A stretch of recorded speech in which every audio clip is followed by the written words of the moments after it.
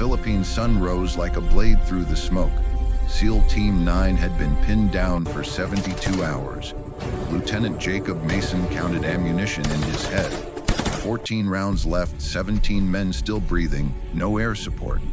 Then a medic arrived with a medical pack and clean uniform. When asked if she could shoot, she said only, "I can dress wounds." Covering Petty fire! Officer Move now! Williams laughed. Outstanding. We got ourselves a real Florence Nightingale. Hours later, she would request access to a SEAL's weapons cache and claim she could make an 800-meter kill shot through wind and heat shimmer. The shot that no one on the team could make. The shot that would reveal who she really was. The Philippine sun rose like a blade through the smoke, cutting across the valley where SEAL Team 9 had been pinned down for 72 hours. Lieutenant Jacob Mason pressed his back against the scorched earth of the crater, counting ammunition in his head. 14 rounds left, 17 men still breathing, no air support. Movement 300. Petty Officer First Class Derek Williams whispered, his rifle scope tracking shadows through the tree line. The enemy had been probing their perimeter since midnight, testing for weak points. They'd find one soon. Mason knew it. His men knew it. The radio crackled with static and something worse. Silence from command. The relay station at Sububi Bay had gone dark 6 hours ago. They were ghosts now, officially missing, tactically irrelevant. "Sir, we've got wounded stacking up." The voice belonged to Corpsman Second Class Helen Reeves. "Patterson's lung is collapsing. I need to move him to better cover or we lose him in the next hour." Mason nodded, calculating angles. The abandoned storage bunker 200 meters east offered concrete walls and a roof. It also meant crossing open ground under potential sniper fire. He was weighing the odds when the jeep arrived. It came from the south, engine screaming, kicking up dust devils that caught the morning light. The driver was Navy. Mason could tell by the way he took the terrain. The jeep skidded to a stop at the crater's edge, and a woman stepped out. She was small, maybe 5'4", with dark hair pulled back in a regulation bun. Her uniform was clean, which meant she hadn't been in the field long. She carried a medical pack that looked too heavy for her frame. "Corporal Sarah Bennett reporting," she said, her voice flat, professional. "Field medic. Reassigned from the 41st Infantry." Mason exchanged glances with Williams. They needed medical support, but they needed fighters more. "Can you shoot?" Williams asked, not bothering with pleasantries. Bennett's expression didn't change. "I can dress wounds." "That's not what I asked." She met his eyes for exactly 2 seconds, then turned to Reeves. "Where do you need me?" Williams laughed. A short bark without humor. Outstanding. "We got ourselves a real Florence Nightingale." Bennett didn't respond. She was already moving toward the wounded, her medic pack sliding off her shoulder with practiced ease. She checked Patterson's vitals, adjusted his chest seal, and had him stabilized in under 3 minutes. Professional, competent, completely useless in a firefight. The enemy mortars opened up at 08:47 hours. The first round hit 30 meters short. The second walked closer. The third would have torn through their position if Bennett hadn't grabbed Patterson and dragged him into a shallow depression. Her body covering his as shrapnel whined overhead. When the barrage stopped, she was covered in dust, but still working. Patterson was breathing easier. Mason reassessed. Maybe not completely useless. The day dragged into afternoon. The heat was oppressive. They rationed water. They rationed ammunition. They rationed hope. At 1600 hours, Bennett approached Mason with a question that made him think she might be suffering from heat stroke. "I need access to the weapons cache." Mason looked up from the tactical map. "Say again." "The sealed container from Subic. The one marked for emergency use only." "That cache is for SEAL operators only. I know what's in it." The confidence in her voice made him pause. "How would you know that?" She didn't answer. Instead, she pointed to the ridge line 800 meters northeast. "That's where their spotter is." Second outcropping from the left, behind the fallen log. He's been directing their mortar fire all day. If someone could eliminate him, their accuracy drops by 60%. Williams moved closer, interested now. You can see him from here. No, but I can read the pattern of their fire. Basic artillery doctrine. Mason studied her face. She wasn't guessing. She was calculating. Even if you're right, we don't have anyone who can make that shot. 800 meters through wind and heat shimmer. I can make it. The silence that followed was broken by Williams' laughter. Oh, this is rich. The medic wants to play sniper. He turned to the other SEALs. Hey, boys. Florence Nightingale here thinks she can pull off an 800-meter kill shot. Bennett's expression didn't change. She simply stood there, waiting. Mason should have dismissed her immediately, but something in his gut made him hesitate. You ever fire a rifle, Corporal? Yes, sir. Qualifications? Expert marksman. But that was a long time ago. Williams was still chuckling. Expert marksman with an M1. You know what we're talking about here, right? Wind calculation, bullet drop compensation. I know what I'm talking about, petty officer. The temperature in her voice dropped 10 degrees. A mortar round hit the crater's eastern edge. When Mason looked up, Bennett was already moving, pulling a wounded private named Collins away from the impact zone, her hands working to control the bleeding from his leg. She saved him. No hesitation, pure instinct. When Collins was stable, she stood and looked at Mason again. The cash, sir. I need 10 minutes. Mason made a decision that violated every regulation in the book. Williams, get her the container. Sir, you can't be serious. That's an order, petty officer. The container was steel, 2 feet long, painted matte black, with a stenciled designation V7, Auyerhagerazipirlonly. Williams dropped it at Bennett's feet like a challenge. She knelt beside it, her hands hovering over the locks. For a moment, she didn't move, just stared at the box like it contained something alive. Problem, Corporal? Mason asked. No. Her fingers worked the combination lock. Muscle memory, Mason noted. Not trial and error. Inside, nestled in foam padding, was not a rifle, but components. A Leupold Mark IV scope, vintage 1944 but modified. A bipod with custom stabilizers. A leather shooting glove worn soft at the fingers. A small notebook with hand-drawn wind charts. And at the bottom, wrapped in oiled cloth, a single piece of paper. Bennett picked up the paper, unfolded it carefully. Mason caught a glimpse of typed text before she folded it again and slipped it into her pocket. What was that? Williams demanded. Nothing that concerns you. Mason held up a hand. Stand down, Williams. He turned to Bennett. But I do need to know what we're working with here. That scope is not standard issue. No, sir. It was custom, made for long-range interdiction work. By whom? Bennett was assembling the components with practiced efficiency. By someone who needed to hit targets at distances most people consider impossible. And that someone was you. She paused, just for a heartbeat. That was a different person, sir. Before Mason could press further, Reeves appeared. Lieutenant, we have a problem. Patterson's pneumothorax is decompensating again. Without proper surgical intervention in the next 12 hours, he's not going to make it.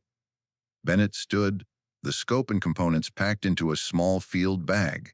I need a rifle. Barrett M82 if you have one. We have a Barrett, Williams said slowly, but it's temperamental. The chamber's been giving us feeding issues. I can work with that. You sure? Mason asked. Because if this doesn't work, if you miss, or worse, if you give away our position, you'll have killed us all. Bennett met his eyes. I won't miss. Sir, how can you be so sure?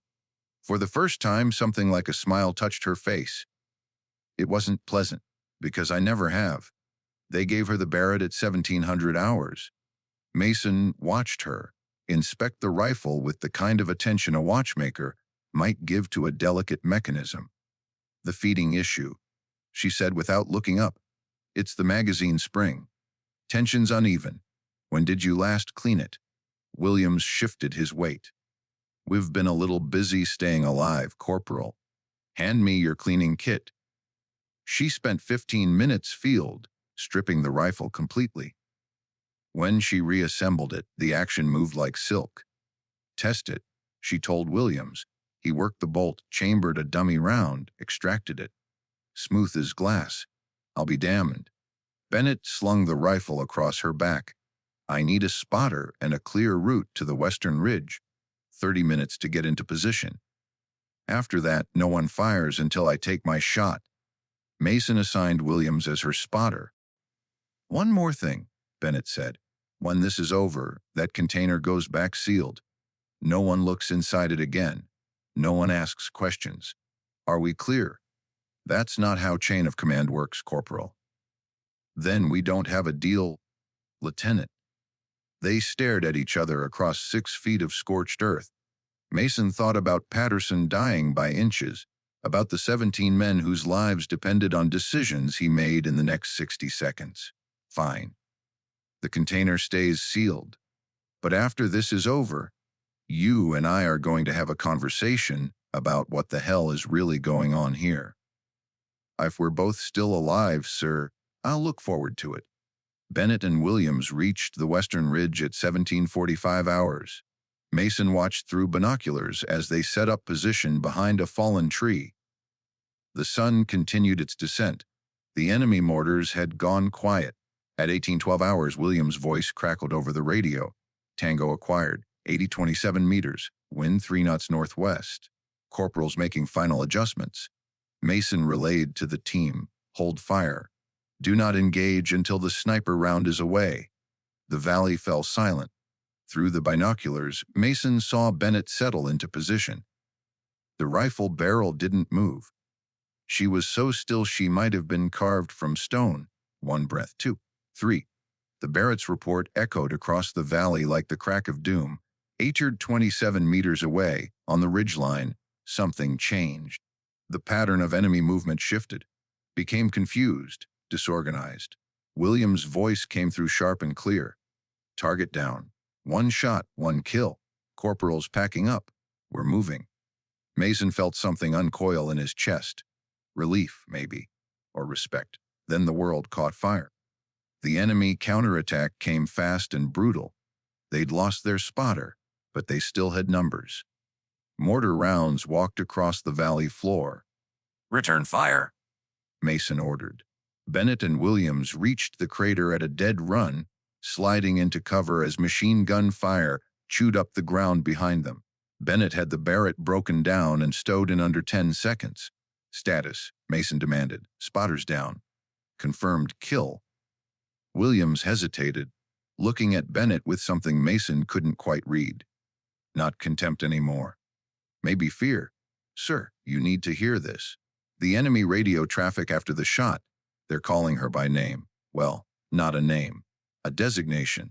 Mason felt ice water in his veins. What designation?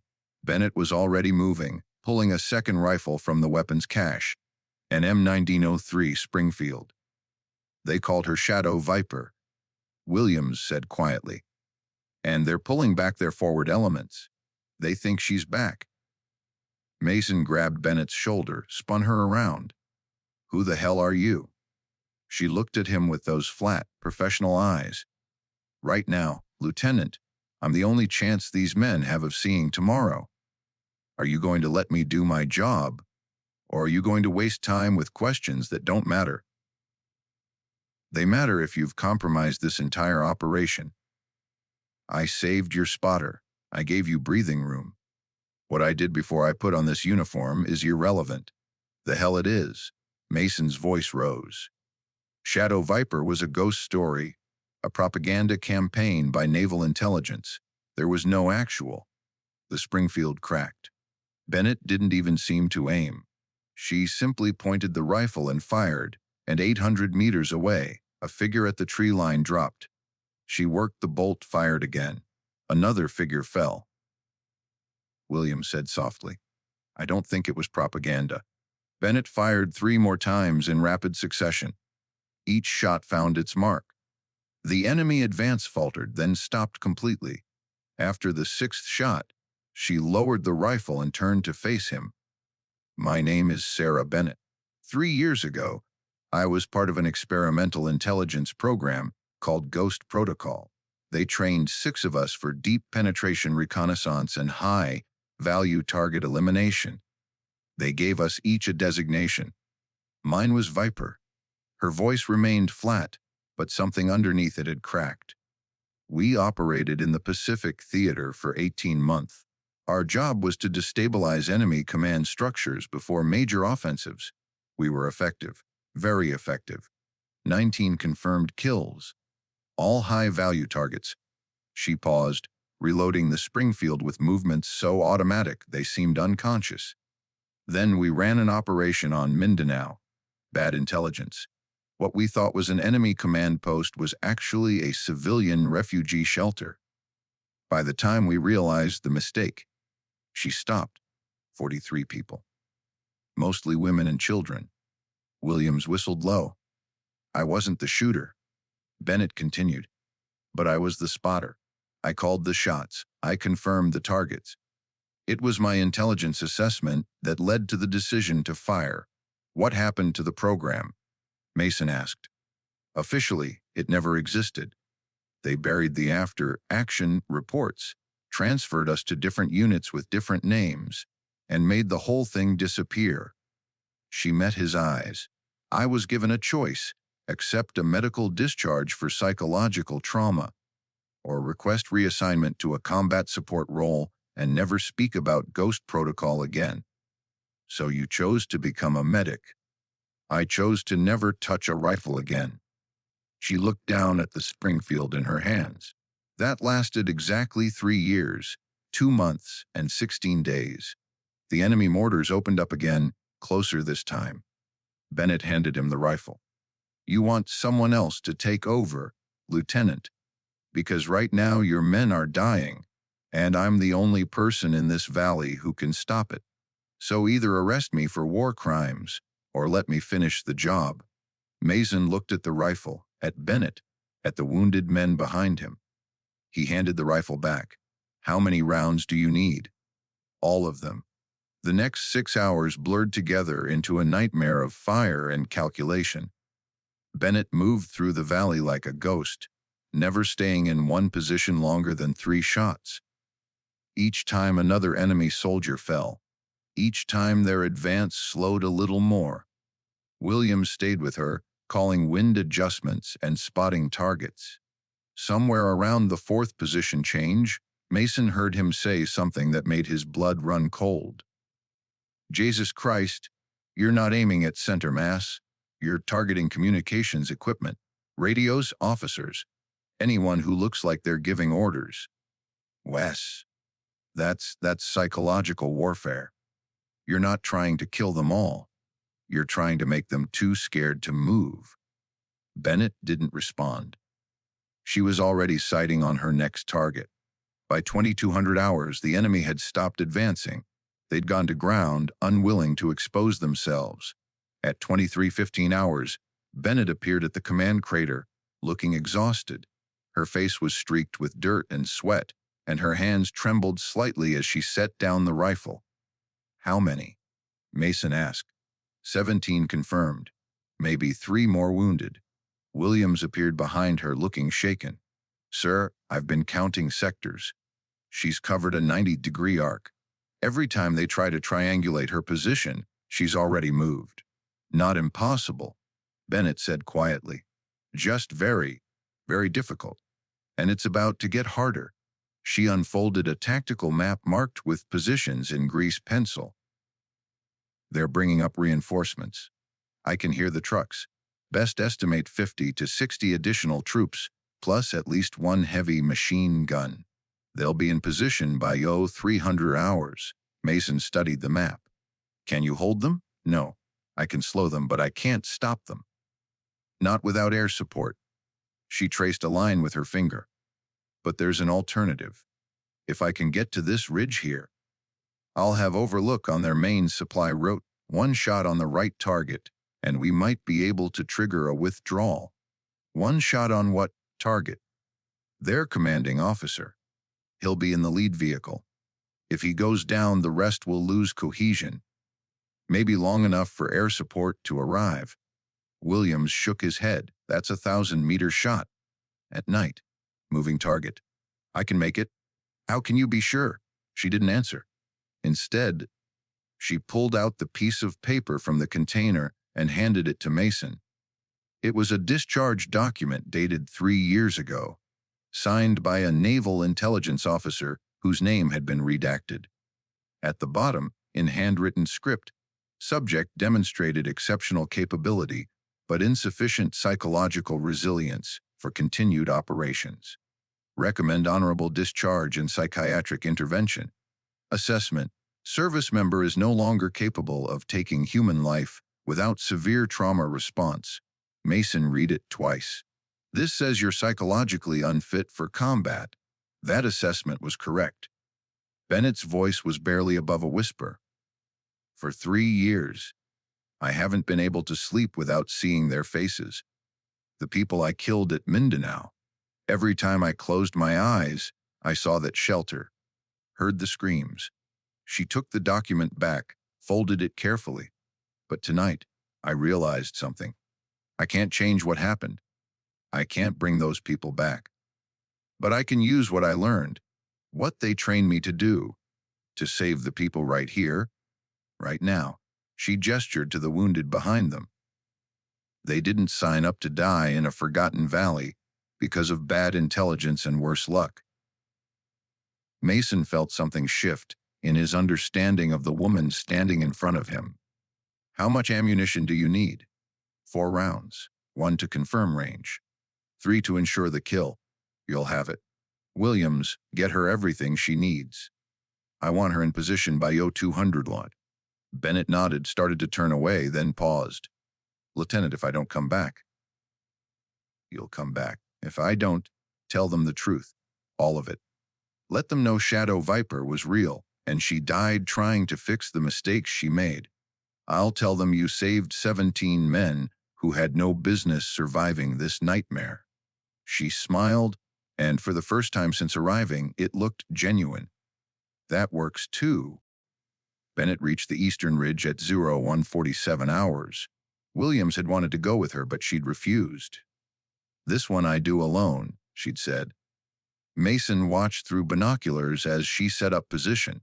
She'd taken the Springfield, older, quieter, but accurate at ranges that shouldn't be possible. At 0:12:43 hours, the enemy convoy appeared on the northern road. 3 trucks moving slow. Through the binoculars, he saw her settle into position. The rifle barrel barely moved. The lead truck rolled forward. 50 meters. 75. 100 fired. The sound echoed across the valley. Sharper than the mortars, cleaner than the machine guns. A single perfect note of violence. The figure in the lead truck slumped sideways. The vehicle swerved, then straightened. Bennett worked the bolt, fired again. This time the truck stopped completely. Men were pouring out, taking cover, looking for the shooter. Bennett fired a 3rd time, then a 4th. The convoy reversed course. Engines roared as the trucks turned around and fled back up the northern road. Williams' voice came through on the radio, awed and disbelieving. Sir, she just broke their entire assault. 4 shots, 4 kills. One of them was their commanding officer. I saw the insignia. They're falling back. At 03:12 hours, Bennett appeared at the crater's edge. She was limping slightly, blood on her left shoulder. Shrapnel, probably. She handed the Springfield to Williams, then sat down heavily. It's done, she said simply. You're wounded, Mason said. It's superficial. Check Patterson first. He needs you more than I do. Reeves appeared with a medical kit. Patterson stabilized 10 minutes ago. Whatever you did out there, it bought us enough time. He's going to make it. Bennett closed her eyes. Mason watched something like peace settle over her features. At 04:45 hours, they heard the sound they'd been praying for, aircraft engines. Mason grabbed the signal flares, fired 3 in rapid succession. The rescue birds came in low and fast. Marine Corsairs providing cover while 2 transport helicopters touched down. They loaded the wounded first. Patterson, strapped to a stretcher, gave a weak thumbs up as they carried him to the second helicopter. Mason pulled Bennett aside. What happens now?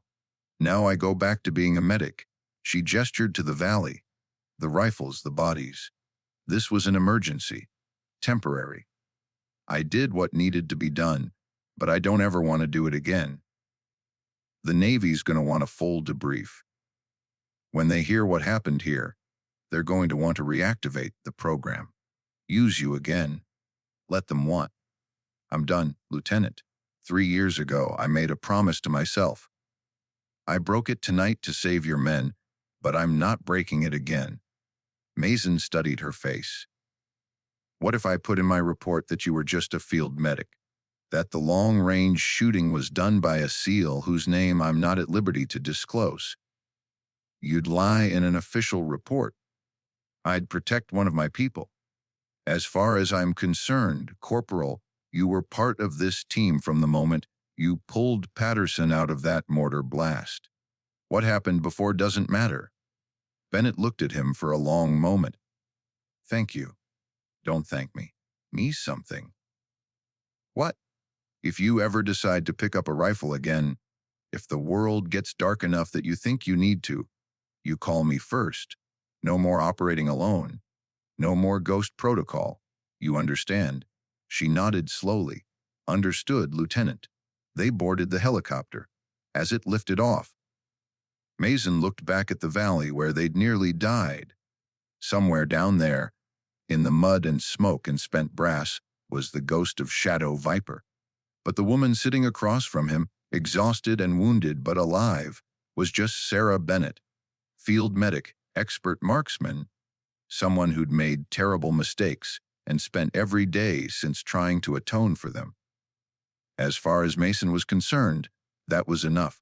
The debriefing took place at Sububi Bay Naval Base in a windowless room that smelled of stale coffee. Mason, Williams, and Bennett sat on one side of a metal table. Across from them, Commander Richard Foster reviewed the after-action reports with the expression of someone who'd just discovered a grenade in his filing cabinet. Let me see if I understand this correctly, Foster said, his voice carefully neutral. A field medic with no combat rating, armed with weapons from a sealed intelligence container, single-handedly disrupted an enemy offensive and eliminated multiple high-value targets. And you're telling me this was all improvised? That's correct, sir, Mason said. And this medic's name is... Foster consulted his notes. Corporal Sarah Bennett, currently assigned to the 41st Infantry Division Medical Corps. Yes, sir. Foster looked up, his eyes finding Bennett. Corporal, have you ever been part of any special operations programs, any advanced training beyond standard medical certification? No, sir. The lie came easily, too easily. And yet you were able to perform precision shooting at ranges exceeding 800 meters, in combat conditions, at night. I grew up hunting in Montana, sir. My father taught me to shoot at long range. When the situation called for it, I adapted those skills. Foster stared at her for 10 seconds that stretched into 20. Mason could see the wheels turning. The commander knew something wasn't adding up, but without proof, without documentation, there was nothing he could do. Finally, Foster closed the folder. The official report will state that SEAL Team 9 successfully defended their position against superior forces and eliminated multiple enemy combatants through coordinated sniper operations. No mention will be made of specialized programs or classified designations. Is that clear? Crystal clear, sir, Mason said. Corporal Bennett, you're being recommended for a Bronze Star for your actions in defending the wounded and exposing yourself to enemy fire. The medal will reference your conduct as a field medic. Nothing more. Bennett nodded. Thank you, sir. After Foster dismissed them, Williams caught up with Bennett in the corridor outside. That was some grade A horseshit in there. You know that, right? They're burying it. pretending it never happened. That's what I want, Bennett said. But the men, they deserve to know what you did. What you sacrificed. What I sacrificed. Bennett turned to face him. Williams, I didn't sacrifice anything. I used skills I should never have learned to kill people who probably had families waiting for them back home. I'm not a hero. I'm just someone who made bad choices and got lucky they worked out. That's not. And the sooner everyone forgets about Shadow Viper, the sooner I can go back to actually helping people instead of ending them. She walked away before Williams could respond. The Bronze Star ceremony took place 3 weeks later. Bennett stood at attention while a 2-star general pinned the medal to her uniform and read a citation that mentioned valor and medical excellence, but said nothing about the 17 confirmed kills that had saved SEAL Team 9. After the ceremony, a young reporter from Stars and Stripes asked if he could interview her. Bennett politely declined. That night, in her barracks, she opened the black container one last time. The scope, the charts, the notebook. She ran her fingers over the worn leather of the shooting glove, then closed the lid and locked it. The next morning, she requested transfer to a field hospital in Manila. Her request was approved within 48 hours. Someone, somewhere wanted her far away from combat operations. She didn't mind. The hospital needed her. The wounded needed her. And for the first time in 3 years, she could sleep without seeing the faces from Mindanao. Not every night, but some nights. It was enough. 6 months later, Lieutenant Jacob Mason received a letter. It was postmarked from Manila, written in neat, precise handwriting. Lieutenant, I wanted you to know that I'm still alive, still serving, and still trying to do more good than harm. The hospital here is overwhelmed. We see hundreds of wounded every day. The work never stops, but it's clean work, honest work. No one dies because I make the wrong calculation. I think about that valley sometimes, about how close we all came to not making it out. And I wonder if I made the right choice, picking up that rifle after swearing I never would again. Then I remember Patterson and Collins and all the others who lived, because I broke my promise. And I think maybe some promises are meant to be broken. Not casually. Not without cost. But when the stakes are high enough, when lives hang in the balance, maybe the right thing to do is whatever keeps people alive. I'm never going to be at peace with what I did at Mindanao. I don't think I should be. Those 43 people deserved someone who would remember them, who would carry that weight. But I'm learning to live with it, to accept that I can be both the person who made that terrible mistake and the person who saved your team. Thank you for giving me that chance, for not making me explain or justify or defend, for just letting me do what needed to be done. Stay safe, Lieutenant. And if you ever need a medic who can also shoot straight, you know where to find me. Bennett Mason folded the letter carefully and tucked it into his footlocker next to his other important papers. He never wrote back. It seemed safer for both of them that way. But 3 years later, when the war was over and he was back stateside, he received another letter. This one was from a hospital in San Francisco, where Bennett had returned to civilian life and was working as a trauma surgeon. She'd gotten married, she wrote, to a mechanic named Thomas who'd never been in the service and didn't ask questions about her time in the Pacific. They were thinking about having kids, building a life that had nothing to do with killing or death or the weight of impossible choices. At the bottom of the letter, she'd added a postscript P.S. I destroyed the container last month, took it out to the ocean and dropped it in water deep enough that no one will ever find it. Shadow Viper is gone, Lieutenant. All that's left is me. Mason read the letter twice, then burned it in his fireplace. Some stories he'd learned were better left untold. Some ghosts were better left buried, but he remembered 20 years later in 1965, A researcher for the Naval History and Heritage Command came across a classified file during a routine declassification review. The file was labeled Ghost Protocol, Operation Viper 7, and contained after action reports from 18 separate missions in the Pacific Theater. The file documented the activities of a small experimental unit trained in deep reconnaissance and targeted elimination of high-value enemy personnel, 6 operators, 19 confirmed eliminations, and 1 catastrophic failure on the island of Mindanao that had resulted in 43 civilian casualties.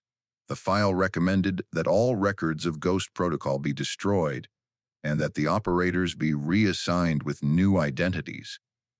At the bottom of the file, someone had added a handwritten note dated 1946. The subject refused discharge, reassigned to Medical Corps under name S. Bennett. Monitor for instability. Do not employ in combat operations under any circumstances. Below that, in different handwriting dated 1949. Subject served with distinction as field surgeon, San Francisco General Hospital. Demonstrated no signs of instability. Recommend file closure and destruction of all Ghost Protocol records per original security protocol. The researcher, a junior officer named Lieutenant Patricia Hayes, read through the file 3 times. Then she flagged it for her superior officer with a note, historical significance. Recommend preservation for future study. Her superior, a commander who'd served in Korea and Vietnam, read the file, read Hayes' recommendation, and then did something unusual. He stamped the file Desteroi Ning Hesar Storel Veloi and personally fed it into a shredder. When Hayes protested, he looked at her with tired eyes and said, "Lieutenant, some operations don't need to be remembered. Some people earn the right to be forgotten. You understand?" Hayes didn't understand. Not then. But 30 years later, when she was a captain reviewing her own set of classified files from operations in Central America, she would think back to that moment and realize what her commander had been trying to teach her. Some heroism happens in the dark. Some sacrifices are made by people who never wanted to be heroes in the first place. And sometimes the greatest act of service is letting those people fade into the normal, mundane lives they fought so hard to earn. The file was destroyed. The names were forgotten. Ghost Protocol became exactly what it was always meant to be. A ghost story, whispered among veterans over too many beers, never quite believed, never quite dismissed. But in a small town in Northern California, in a house with a white picket fence and roses in the garden, there lived a woman named Sarah Bennett Foster, who had once been someone else entirely. She practiced medicine until she was 70. She raised 3 children who never knew their mother, had killed 17 men in a single night. She grew old alongside her husband, who knew only that she sometimes had nightmares about a war she rarely discussed. And once a year, on a date that meant nothing to anyone else, she would drive to the coast and stand at the edge of the ocean, looking out at water that held secrets no one would ever recover. She never spoke about what she was thinking during those visits, never explained the tears that sometimes came or the way her hands would shake slightly as she walked back to her car. But if someone who knew the full truth had ever asked what she thought about during those annual pilgrimages, she might have said something like this: "I think about the people I saved, the 17 men who made it home, because I was willing to become something I hated. And I think about the 43 people I killed by mistake, whose names I never learned, but whose faces I've never forgotten. I think about the weight of those numbers, how 17 will never balance 43, no matter how much good I do or how many lives I save as a doctor.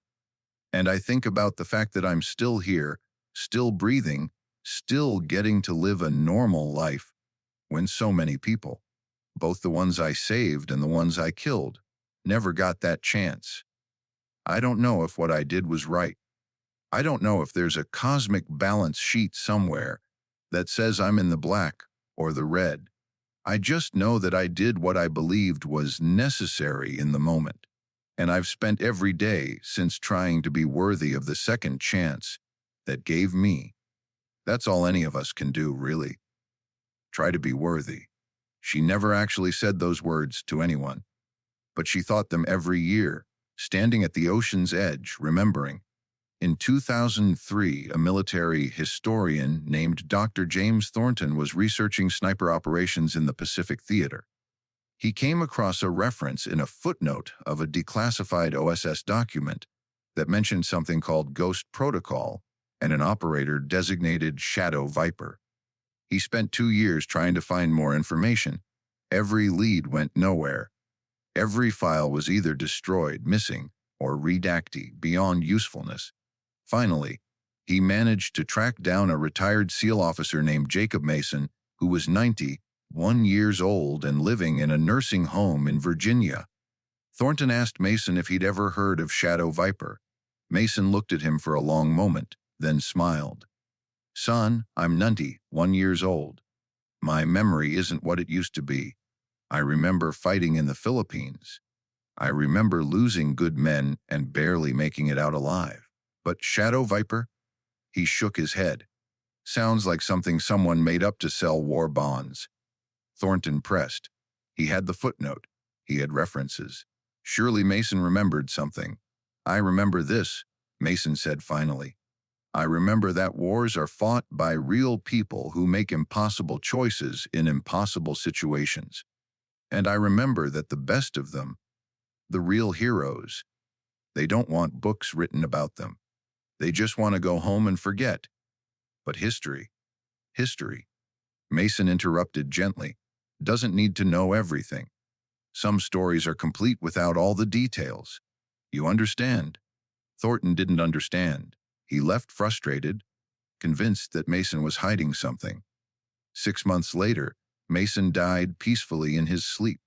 Among his personal effects was a footlocker containing his service medals, some letters from his wife, and a single Bronze Star citation for a field medic named Sarah Bennett, awarded for valor in the defense of wounded personnel during operations in the Philippines, 1945. The citation said nothing about rifles or kills or the weight of impossible choices. It simply stated that Bennett had exposed herself to enemy fire repeatedly to save the lives of her fellow soldiers. Thornton found the citation while reviewing Mason's donated papers. He tried to track down Sarah Bennett, but the trail went cold in San Francisco in the 1970s. The name was too common, the records too sparse. Eventually, he gave up. The book he published in 2005 mentioned Shadow Viper in a single paragraph, noting it as a possible naval intelligence operation with unclear objectives and uncertain historical authenticity. The paragraph was 3 sentences long. It took up half a page. It told the reader nothing they could actually use. It was, in every meaningful way, the truth. Because the real story, the one about a woman who made terrible mistakes and spent her life trying to atone for them, who broke her own rules to save 17 men she'd never met, who learned to live with weight that would have crushed most people, that story remained where it belonged. In the memory of those who lived it, in the silence of those who kept the secret, in the depths of an ocean that holds more history than any book ever could. Shadow Viper was real. She saved lives. She took lives. She paid the price for both. And then she became what she always wanted to be, just another person trying to do more good than harm in a world that rarely makes that easy. The ocean holds her secrets. The earth holds her bones, and the people who knew the truth held their silence until death took them too. Some stories end not with revelation, but with quiet dignity.